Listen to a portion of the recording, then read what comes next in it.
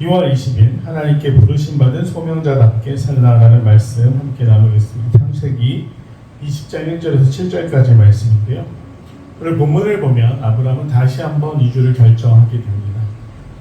헤브론 땅 마므르 상수리 숲을가에 살다가 오늘 네게부 땅으로 옮겨가 가데스와 순사의 그랄에 거류하였다라고 말씀을 기록하고 있습니다. 그렇다고 한다면 아브라함은 또 왜 이주를 결정했을까요? 가뭄 때문은 아니었고 아마 23장 기준으로 보면 그 당시에 세족속이 등장했고 세족속으로부터 위협을 느꼈기 때문에 아마 좀 더 안전한 곳으로 이주해야겠다. 즉 일신의 아내를 위해서 다시 한번 이주를 결정하는 것이죠. 처음에 약속하신 하나님이 명령하신 그곳에 갔을 때 왜 이주를 결정하게 됩니까? 가뭄이 찾아옵니다. 경제적인 어려움 정말 견디기 힘든 일이죠. 그래서 애굽으로 도망쳐 그곳에서 자기 아내를 누이라고 하는 실수를 범하게 됩니다. 그런데 오늘 본문 20장을 보면 또다시 똑같은 실수를 범하고 있습니다. 오늘 말씀에 나오고 있는 네게부 땅에 있는 그랄에 이주하였을 때 어떤 일이 발생하게 되느냐. 거기서 사라를 자기 누이라 하였으므로 그랄랑 아비멜렉이 사람을 보내어 사라를 데려갔더니 라고 말씀을 기록하고 있죠. 아비멜렉은 90세가 다 된 사라를 왜 아내로 맞이하기, 첩으로 맞이하기 위해 데려갔을까요? 우리가 말씀을 자세히 보면 아브라함이 결코 적지 않은 규모의 일가를 이루고 있었다는 걸 알 수가 있습니다. 군사, 사병 역할을 할 수 있는 사람이 418명이었고요.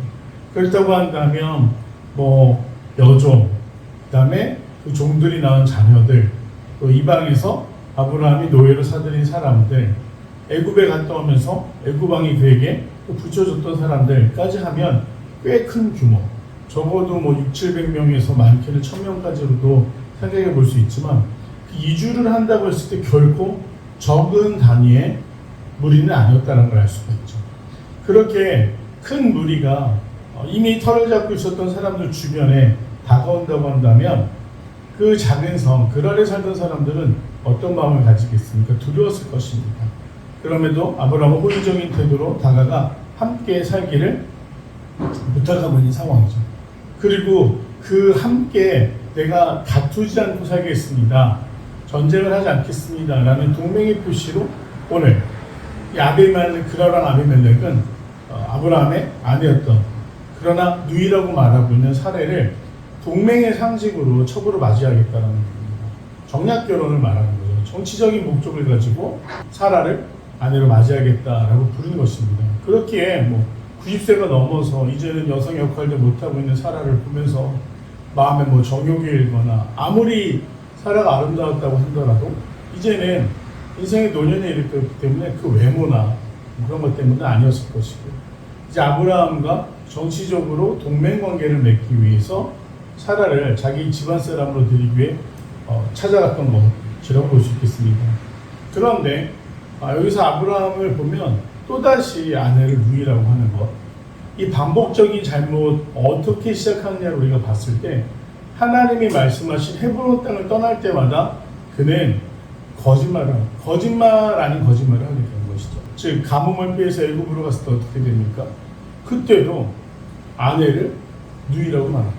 오늘 본문을 보면 다시금 떠나왔던 헤브론 땅으로 돌아왔는데 다시 또 도망치게 됐던 이유는 세족속의 침입 때문이었다 라는 것을 생각해 볼 때 또다시 생명의 위협을 느끼자 아내를 누이라고 말합니다. 이것은 아브라함이 참 못난 사람이었다, 연약한 사람이었다라는 게 아닙니다. 우리가 위기가 찾아올 때 우리가 또 긴급한 상황 가운데 어떤 모습을 보이게 되느냐, 이전에 했던 약점들을 그대로 드러내게 됩니다. 사실 극복하기 쉬운 게 아니죠. 습관적인 거짓말이라기보다는 당황하니까 했던 거짓말입니다. 또 거짓말이기도 하고 변명인데 아내를 다시 이렇게 자신의 누이라고 말하는 아브라함의 모습을 보면서 우리가 무엇을 알 수가 있습니까? 우리의 연약한 모습, 위기나 어려움, 위협이 왔을 때 반복적으로 하게 되는 실수를 알 수 있다는 것이죠.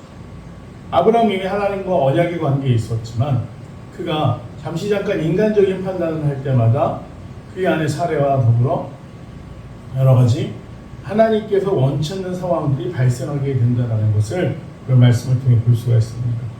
그래서 정말 중요한 것, 늘 강조해서 드리는 말씀이지만 포람됨, 우리가 하나님 앞에 서 있는가? 아니면 인간적인 방법을 선택하는가? 늘 그 갈림길 앞에 있지만 믿음으로 하나님 앞에 서는 것을 선택할 수 있는 귀한 필그림교회 성도들이 되시기를 간절히 소망합니다.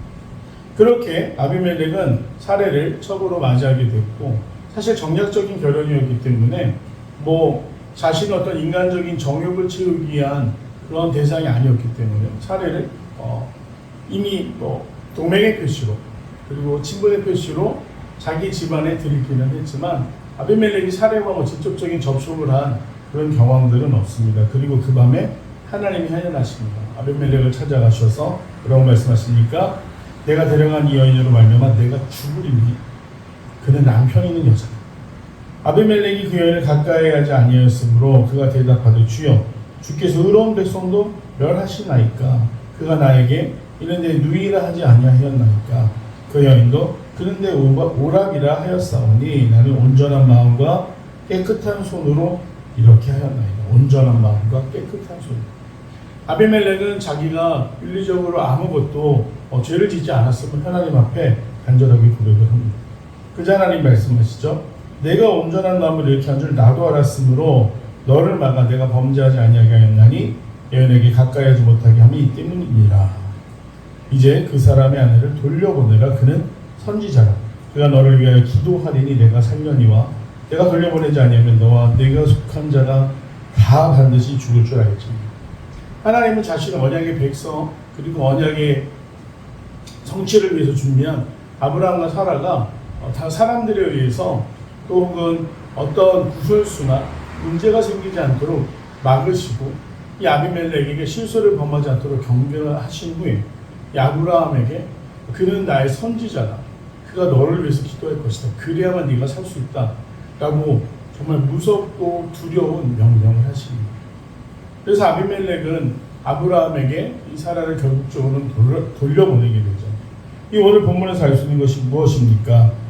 사람들이 인간적인 계획으로 무언가 할 때 그것이 하나님 마음에 들지 않을 때 어떤 일이 생긴다고요? 하나님이 그 일에 개입하셔서 그 시비를 가리시고 또 하나님의 사람들을 지키시기 위해서 직접 움직이신다라는 걸 볼 수 있고 또 하나는 우리 인간적인 생각보다 하나님의 능력이 더 놀랍다라는 걸 알 수가 있습니다. 하나님이 만약에 헤브론 땅에 그대로 머물렀다고 한들 셋 족속으로부터 아브라함을 지키시지 아니했겠습니까? 반드시 지키셨을 겁니다. 그런데 인간적인 연약함으로 또 이주하고 이주해서 겪게 되는 것, 인간적인 생각으로 동맹을 맺으더라고. 그 가운데 아내는 희생양처럼 버려지게 돼요. 그 모든 과정 하나님이 기뻐하시지 아니하셨기 때문에 오늘 아비멜렉에게 현현하시고 또 아브라함에게도 그와 같은 잘못을 깨닫게 하십니다. 우리가 하나님을 믿는다라는 것, 그것은 지금 눈앞에 있는 상황을 넘어 하나님의 역사를 기대하는 일입니다. 하지만 때때로 위협은 바로 우리 앞에 있는 위협은 우리를 두렵게 합니다. 두려움의 이유가 무엇입니까? 하나님을 신뢰할 때는 두려움이 아니라 기대함으로 바뀐다는 걸 기억하시면서 오늘 내가 처해 있는 여러 가지 상황들, 당장 내 앞에 있는 어려움들 혹은 내가 간절히 기도해야 될 것들이 있다고 한다. 우리가 두려움으로 있는 것이 아니라 끝까지 하나님을 신뢰하며 하나님의 인도와 보호하심을 기대하며 그 두려움을 기대로 바꿔나갈 수 있는 귀한 성도들이 되시기를 간절히 소망합니다. 내용을 잘 보겠습니다. 아브라함은 아비멜렉이 데려간 사라를 누구라고 합니까? 자기 누이라고 이야기했습니다. 2번, 하나님께서는 아비멜렉에게 아브라함을 어떻게 소개합니까? 그는 선지자라고 말씀하셨습니다. 선지자는 누굽니까? 하나님의 말씀을 전달하는 사람을 의미합니다. 하나님께서는 왜 아비멜렉에게 아브라함을 선지자로 소개합니까? 아브라함과 언약을 맺으셨죠. 그리고 아브라함 앞에 나타나시기도 하고 이 아브라함은 하나님과 사자들을 구별할 수 있는 사람이었습니다. 그리고 이 삶 전체는 하나님의 말씀에 순종해서 그 언약을 이루어가는 과정 가운데 있었기 때문에 그를 선지자라고 소개하십니다. 느낀 점입니다. 4번, 하나님의 부르심을 받아 세상을 변화시키는 도구로 쓰임받아야 한다는 사실을 보며 무엇을 느낍니까? 세상을 변화시키는 도구라고 했을 때 우리가 기준을 어디에 두고 있느냐? 아까도 말씀드렸지만 하나님의 선택, 하나님의 말씀이 기준이 될 때 다소 지금 내 앞에 있는 상황들이나 두려움들이 쉽게 사라지지는 않을지라도 하나님 기준으로 설 때는 하나님의 역사를 경험하게 됩니다. 그러나 우리가 인간적인 지혜, 인간적인 생각, 인간적인 처세술을 선택할 때는 어떻게 됩니까? 그 결과도 우리의 몫이 된다라는 겁니다. 아브라함이 하나님을 신뢰했더라면, 그 땅을 떠나지 않았더라면 어쩌면 이는 발생하지도 않았을 것입니다. 그런데 자기의 머리, 자기 생각대로 하다 보니 결국 또 어떻게 됩니까? 자기의 약점을 고스란히 드러냅니다. 아내에 대해서 이라고 말하고 있습니다. 사람의 기준은 책임도 온전히 우리가 져야 된다는 걸 기억하시면서 하나님을 신뢰하고 또 맡겨드릴 수 있는, 우리가 환난은 인내는 연단하는 소망이 된다는 말씀을 늘 이야기하지만 이 로마서 5장의 말씀이 삶으로 이루어지는 일은 결코 쉬운 일이 아닙니다. 하지만 작은 승리, 작은 도전 앞에서 그것이 더 큰 믿음으로 우리를 인도한다는 걸 기억하시고 작은 일에 순종할 수 있는 귀한 성도들이 되기를 소망합니다. 결단과 적용입니다. 최근 내가 반복적으로 넘어지는 약점은 무엇입니까? 하나님께 소명받은 자답게 오늘 내가 기도하며 섬기할 대상은 누구이며 구체적으로 무엇을 실천하겠습니까? 저도 개척을 하다 보니 조바심이 납니다. 교회가 빨리 정착했으면 좋겠고 장소도 그렇고 더 좋은 환경, 또 부흥도 빨리 일어났으면 좋겠다. 한마디로 성장했으면 좋겠다. 라는 조바심이 한켠에 있습니다. 그러다 보니까 자꾸만 인간적인 방법을 선택하려고 하게 돼요. 또 내 열심, 내 힘으로 될 거라는 그런 착각을 하고 있습니다.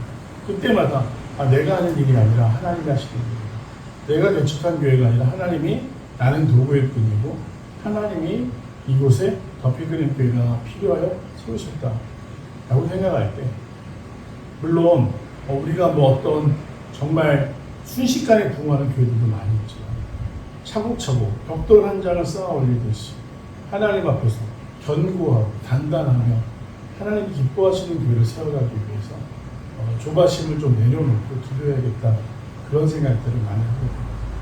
오늘 우리 앞에 있는 상황들, 그 위험을, 그 어려움을 우리가 기대하며 기다릴 때 능력과 역사로 바꾸시는 하나님을 경험하고 또 그것을 통해 더 강한 믿음으로 주님 앞에 설 수 있는 더 피그림의 귀한 성도들이 되시기를 간절히 소망합니다.